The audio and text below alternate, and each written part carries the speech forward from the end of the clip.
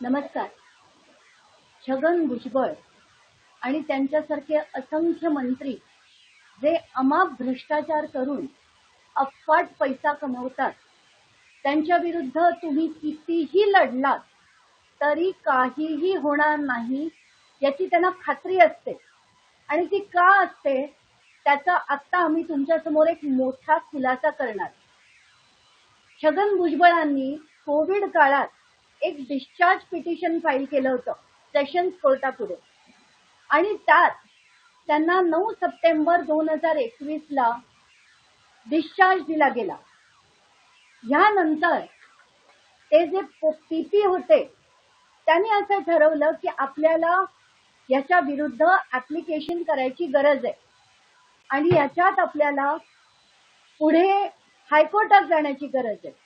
म्हणून एक GR निघाला.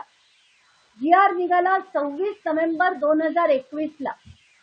तेव्हा सरकार होतं उद्धव ठाकरेंचं. हा GRला निघाल्याबरोबर पळत पळत भुजबळ गेले असतील उद्धव ठाकरेंना भेटायला, म्हणून हा GR तात्काळ कॅन्सल करण्यात आला.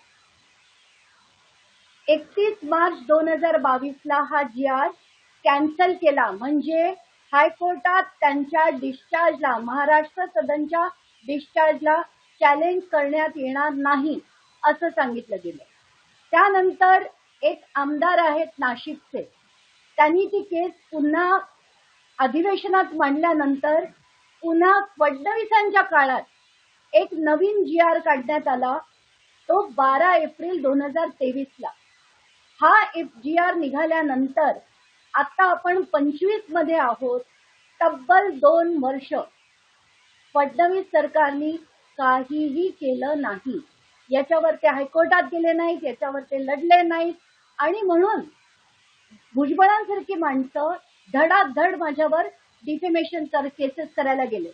त्यांना मी तिथे कोर्टात बघून घेईनच, कारण माझ्याकडे सगळं स्ट्रॉंग एव्हिडन्स आहे. आता एक ऍक्ट आली होती 2016 मध्ये. म्हणजे आता हे मोदी सरकार काय काय करतंय याचं मी तुम्हाला एक धडधडीतपणे पूर्ण कच्चा चिठ्ठा सांगते. पॉइंट नंबर 1, 2016 मध्ये एक बेनामी ट्रान्झॅक्शन प्रोहिबिशन ऍक्ट आली. आता ही कायद्याने आली ऑगस्ट महिन्यात, पण नोव्हेंबर 2016ला त्याचा GR निघाला, त्याचं नोटिफिकेशन निघालं. GR नाही, नोटिफिकेशन निघालं. 25 नोव्हेंबरला मी ताबडतोब देशातला पहिली तक्रार ही मी त्या बाबतीत केली. आणि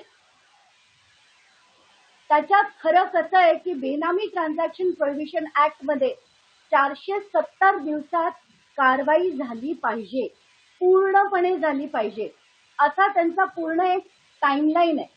तर त्या टाइमलाईन प्रमाणे त्यांच्यावर कारवाई झाली पाहिजे. म्हणून मी पूर्णच्या पूर्ण 2 तक्रारी पाठवल्या 25 नोव्हेंबरला. या त्या 2 तक्रारी. आता पहिली तक्रार होती सगळ्या डायरेक्टर्सच्या विरोधात आणि दुसरी तक्रार होती ऑपरेटर्सच्या विरोधात. तर पहिली तक्रार जी डायरेक्टर्सच्या विरोधात होती त्याच्यावरही काही कारवाई झाली नाही, आणि ऑपरेटर्सच्या विरुद्ध जी होती त्याच्यावरही काही कारवाई झाली नाही. म्हणून 1 वर्षांनी म्हणजे 2017 मध्ये मी पुन्हा एक कंप्लेंट केली की मरीन लाईन्सला एक अल जबरिया, तुम्ही कधी तिथे जा, अल जबरिया नावाचं एक बिल्डिंग आहे, ते पूर्णपणे भुजबळांनी विकत घेतलं आणि ते प्रचंड मोठं. आता तुम्ही मरीन लाईन्सचा भाव तुम्ही विचार करा किती अफाट असेल. तिथलं अख्खच्या अख्खं बिल्डिंग हे भुजबळांनी विकत घेतलं. त्याची तक्रार मी 2017 मध्ये केली दोघांना, इन्कम टॅक्सला आणि ईडीला. त्याच्यावर आधी इन्कम टॅक्सनी त्यांना प्रोव्हिजनल अटॅचमेंट केली, हे त्याचं आलेलं आर्टिकल. त्यानंतर ईडीनी त्याच्यावर पूर्ण चौकशी करायला सुरुवात केली. आता ही कधी केली तर 2021 मध्ये. आता त्याच्यानंतर भुजबळ पळत पळत हायकोर्टात गेले. हायकोर्टाकडनं त्यांना रिलीफ मिळालं, आणि ते कशाच्या बेसिसवर मिळालं हे फार इम्पॉर्टंट आहे. त्यांना रिलीफ मिळालं कारण सुप्रीम कोर्टामध्ये एक गणेश डीलकॉम नावाची एक केस होती. तर त्या केसमध्ये त्यांचं असं म्हणणं होतं की बेनामी ट्रान्झॅक्शन प्रोहिबिशन ऍक्टच्या एका सेक्शनला चॅलेंज करण्यात आलं होतं आणि ती जी ऑर्डर झाली त्या बेसिसवर भुजबळांनी हायकोर्ट मूव्ह केलं आणि त्यांना दिलासा मिळाला. हा कधी मिळाला त्यांना? तर डिसेंबर 2023ला त्यांना तो दिलासा मिळाला. आता या सुप्रीम कोर्टमधनं रिव्ह्यू पिटिशन तेव्हा फाईल्ड होतं, तर मी त्यातला एक भाग वाचून दाखवते. आणि त्या ऑर्डरमध्ये सरळ सरळ जे जुनी सुप्रीम कोर्टची ऑर्डर होती त्याच्यावर रिव्ह्यू होऊन ती सेट असाइड करण्यात आली आणि त्याच्यात सरळ सरळ लिहिण्यात आलं, या सगळ्या कॉपीज मी तुम्हाला देते. याच्यात सरळ सरळ लिहिण्यात आलं की the signed order and the judgement dated 23 August has been recalled. आता ही ऑर्डर आली त्यांची आणि त्यानंतर मी ताबडतोब, म्हणजे ही आली ऑक्टोबर 24ला, पण माझ्याकडनं 1-1.5 महिना उशीर झाला इन्कम टॅक्सला परत लिहायला आणि तेवढ्यात ते बीड प्रकरण सुरू झालं. म्हणून मला डिसेंबरपासून एप्रिलपर्यंत मी स्वतःला बीडच्या प्रकरणात पूर्णपणे झोकून घेतल्यामुळे मी एप्रिल महिन्यात पुन्हा कंप्लेंट केली इन्कम टॅक्सला आणि ही कधी केली? 9 एप्रिल 2025ला. आता त्याच्यात मी त्यांना चार्जशीटची कॉपी, सुप्रीम कोर्टची आलेली नवीन ऑर्डर, ती मागची ऑर्डर सेट असाइड झाली आहे. आता तुम्हाला क्रमप्राप्त आहे की तुम्ही याच्या विरुद्ध तात्काळ कारवाई सुरू करा.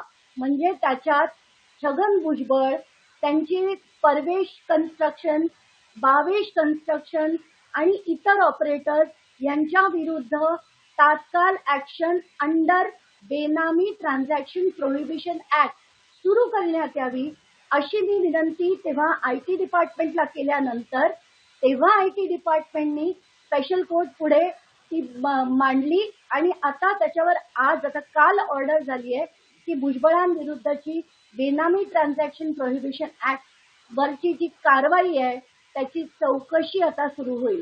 म्हणजे तुम्ही विचार करा की 2016 ते 2025 तब्बल 9 वर्ष म्हणजे ऍक्ट आणायच्या, छान छान फॅन्सी ऍक्ट आणायच्या. बेनामी ट्रान्झॅक्शन प्रोहिबिशन ऍक्ट, त्याची टाइमलाईन अशी, मोदी सरकार अमुक करेल, मोदी सरकार तमुक करेल. पण इथे तुमचं फडणवीस सरकार काय करतंय? त्याची अंमलबजावणी केली गेली नाही, कारण भाजपला एक OBC चेहरा पाहिजे म्हणून त्यांना पुन्हा एकदा मंत्री बनवण्यात आलं, पुन्हा त्यांना ते पद देण्यात आलं. आता त्यांना पुन्हा सातपुडा बंगला 30 तारखेला मिळेल. तर ही सगळी जी आहे ना भ्रष्टाचाराविरुद्धचा लढा, हा देणं किती कठीण आहे. तब्बल 9 वर्ष झाली तरी आज सगळ्यात तो पूर्ण होत नाही. आता चौकशीला सुरुवात होईल, म्हणजे आपण आपल्या हयातीत सुद्धा हे होईल की नाही डाऊटफुल आहे. म्हणजे पहिलं उद्धव ठाकरेंच्या सरकारनी एक आणलेला GR रद्द केला, कारण त्यांना तेव्हा भुजबळ हवे होते. मग भुजबळ गेले फडणवीसांकडे, मग फडणवीस सरकारला ते हवे होते OBC नेते म्हणून त्यांच्या विरुद्ध GR आणून सुद्धा कारवाई केली नाही. आता या सगळ्याला आपण काय म्हणायचं? हे राजकारण आता इतकं थर्ड ग्रेड झालंय की आपल्या देशातल्या लोकांनी नुसते कर भरायचे, यांचे खिशे भरायचे आणि न्याय मात्र आपल्याला मिळणार नाही. भ्रष्टाचार कुठे थांबणार नाही. तुम्हाला कोणाला काही प्रश्न विचारायचे असेल ना नक्कीच विचारा.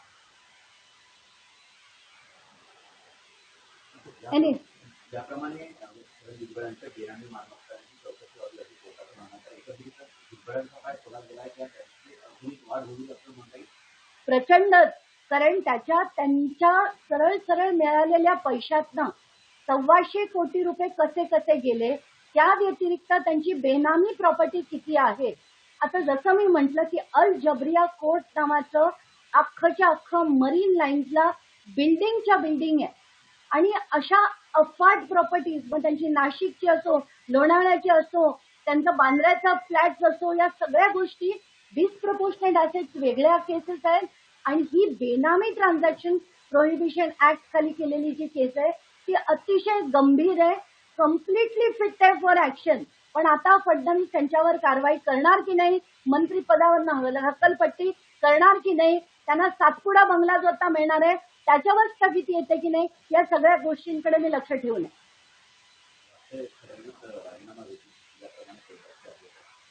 त्यांनी फडणवीसांनी जर राजीनामा घेतला नाही तर कोर्टाकडनं मी त्यांना भाग पाडेन की यांचा राजीनामा झालाच पाहिजे. कारण हे जे सगळे कायदे आहेत त्याच्याप्रमाणे यांना कुठल्याही पदावर राहण्याचा आता हक्क नाहीये. ही कारवाई त्यांनी जी बंद केलेली होती ती रिओपन आता झाली आहे. त्यामुळे आता it is a complete open and shut case, याच्यात काही डाऊट नाही. पण आता याच्यात आणि काही गेम्स यांनी केले, जसे GR बदलले गेले, तसं काही केलं तर सांगता येत नाही. एबीपी माझा, उघडा डोळे बघा नीट.